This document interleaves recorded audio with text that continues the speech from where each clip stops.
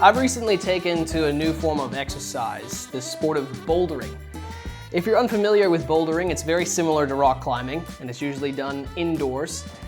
Well, it can be done outdoors too, but climbing walls with a wide variety of handholds are crafted by course planners, and they offer various difficulties and climbing skills required to complete routes. The premise is simple. Reach the final handhold using only the correct color corresponding to your chosen path, and do so without falling. It's common for the walls to be bordered by large fall pads in case someone loses their grip. In some cases, the walls are so high that harnesses and clips are required, and of course, the more advanced you become, the higher and more challenging the climbs become. The routes usually begin with a designated handhold or holds where one or two hands must be placed to start the climb. If you've chosen to climb a blue course, you may only use blue holds of the same color to ascend. To touch a yellow or red is to fail the course. While enjoying a climbing session with some friends, I sensed God encourage me to consider how bouldering could be a powerful analogy to teach a simple yet robust approach to studying the Bible. So across this course, we'll use the different moments within a climb to illustrate the various stages of studying the Scriptures as we ascend from one level to another. As we go higher in the proverbial climb, we'll go deeper in understanding what Scripture says, what it means, and what we're meant to do with it.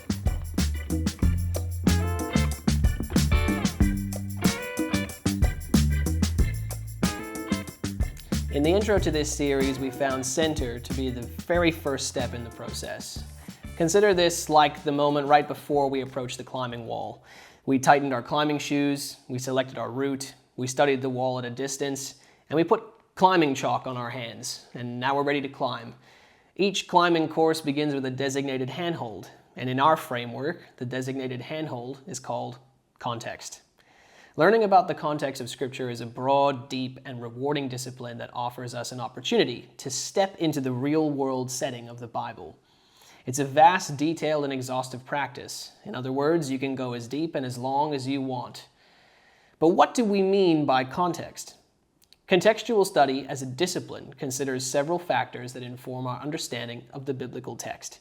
And there are two overarching branches of this process: historical context and literary context. Historical context considers the chronological, historical, cultural, and anthropological locators of the text. It helps us understand the period and the society of the time when the Bible was written, as well as the events, figures, and influences present at that time. Literary context considers the details of authorship, the identity of the recipients, and the purpose for which Scripture was written. It helps us relate the themes, ideas, circumstances, and imperatives of the text to the text itself, to the book of the Bible it's in, and then to the rest of the Bible as well. To evaluate contextual studies in their entirety would take significant time and effort, and for our purposes, we've divided the discipline of establishing context into two halves: context and content. We'll address content, literary context, in our second session. Together, these two halves make up the designated starting place for our climb. Paul said in Romans 15:4, "For everything that was written in the past was written to teach us, so that through the endurance taught in the Scriptures and the encouragement that they provide, we might have hope." As we begin to study context, we engage with the world of the past to be encouraged by God's Word in the present.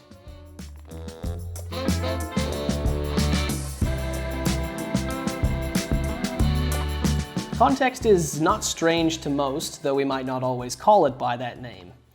In our daily lives, we may call it details or backstory, but it's all context. And I'd go as far as to say that most of us seek context quite frequently. Let's use an example. Let's say you enjoy watching rugby, and someone you know is talking to you about a game over the weekend, and they say, "The game last night was unreal," and then abruptly stop talking. If you haven't seen the game yourself, you might proceed to ask them something like, who was playing? Who was the home team? What was the score? Who were the best players? And these questions demand the immediate context of the statement. To then further ask questions like, what position do those teams have in the competition? Who are the coaches? And was anyone injured? Begins to demand a broader context. And we're now examining other teams and individuals beyond the few men named on each side. We're establishing context. In this casual scenario, context was a key part of the conversation. And when we ask someone how their fiancé proposed to them, or how they broke their toe, or how they learned a new skill that they have, We're demanding context. We know the headline, but we want the details. Amongst the essential reasons context makes for an ideal starting hold is that each facet we explore pulls us deeper into the reality of the Bible. And when we engage with history and culture, we can discover an entire world of detail that makes the richness of the text shine. Characters like Jesus and Paul, David, Moses, and Abraham, they take on a whole new level of significance when we aim to enter the world they walked in. And suddenly cultures like ancient Babylon, the Roman Empire, or the land of Canaan are open for us to explore, and we can see the genius of God at work in history. Take, for example, Paul's letter to Timothy. Without knowing much about Timothy's context, we might underestimate the importance of his role in the early church and why Paul has gone to great lengths to mentor, encourage, and bolster Timothy in his calling to pastor. Context tells us that Timothy was a young pastor at the church in Ephesus, a crucial cultural and religious center within the time of the emergence of the church. And Timothy was a leader of leaders who went against the grain in a culture that still engaged with pagan deities like the goddess Artemis. Timothy also had important figures attending his church, such as John the Apostle and Mary, the mother of Jesus, amongst those no pressure. When we begin to glimpse what Timothy was facing in the real-world surroundings of his life, we see the gravity of Paul's instruction, the importance of Timothy's pastoral conduct, and the nitty-gritty of building a church. While we can enjoy the new flavor of the ancient context of the Bible, studying context also protects us against one of the most significant pitfalls of biblical study, which is reading our own context into the text.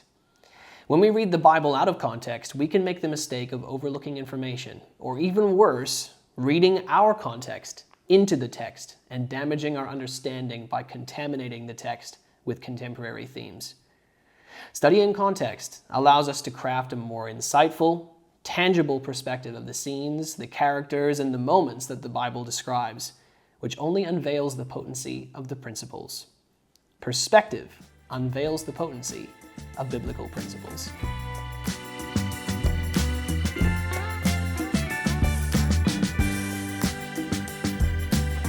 When we set out to learn about the context of Scripture, there are many facets we can explore. And let's look at 5 key questions we can ask to start. Firstly, when did the events or writings take place? The Bible spans thousands of years, during which tremendous shifts occurred across all other aspects questioned below. Consider asking, how long ago was this? Was the passage I'm studying written simultaneously with the event it describes, or after? And if it's after, how long after? For example, Paul's epistles often address very current events in the life of his churches, whereas Mark's gospel account of Jesus' life is written decades after Jesus' death and resurrection. The period will help us identify the language likely used to write the document, how the information was passed along, and we can consider why it was passed along at all. Secondly, where does the passage unfold?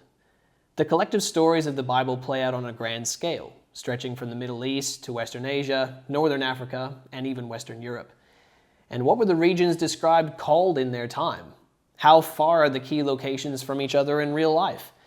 And what significant cultural destinations are at their prominence nearby? For example, major cities like Nineveh, Babylon, Jerusalem, Corinth, or Rome. What's the overarching cultural influence of that area? Thirdly, what are the distinct markings of culture during this time? The time and the place lead us to examine the cultural emphases of that period. Suppose we suddenly found ourselves in the intertestamental period. In that case, we'd swiftly realize that Israel was experiencing Roman oppression and a spiritual drought of over 400 years. In contrast, if we were transplanted into David's time, Israel was in its golden age, prospering and enjoying military victories almost at every turn. So what are the fundamental religious beliefs of the region and the people? What people groups are described, including their ethnicity, their gender, and their social station? What does a family look like at this time?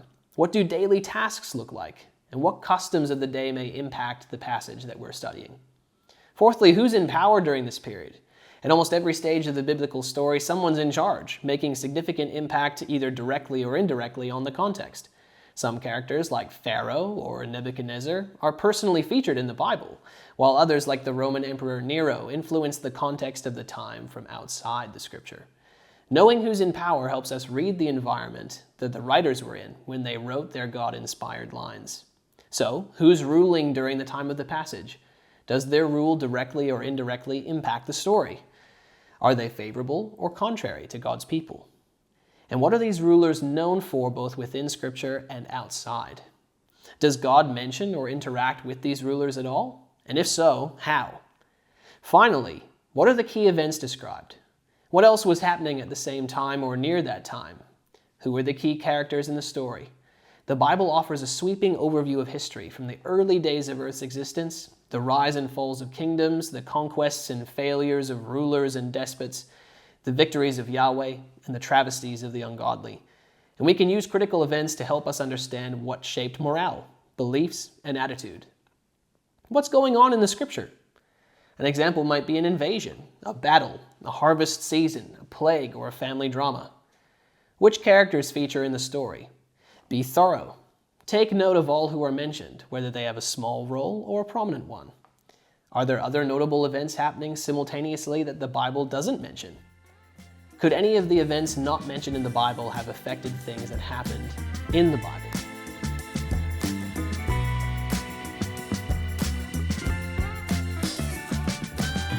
So let's talk about some of the tools that you can use to find this information. First up, your Bible.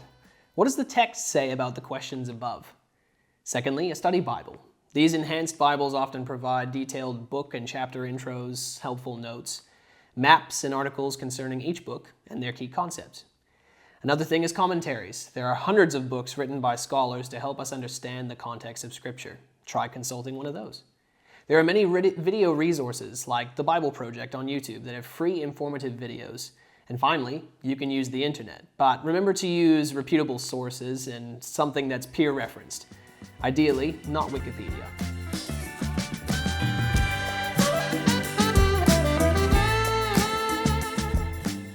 As you can see, there are many questions we can investigate to start uncovering the backstory of the passages that we choose to study.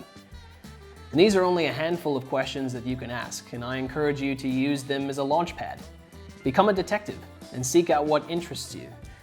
As you begin to develop your knowledge of the context, you'll likely see your interests start to peak, and you'll be well on your way to the next handhold in the climb towards understanding the content itself, which is what we'll grapple with in our next session. I'll see you then.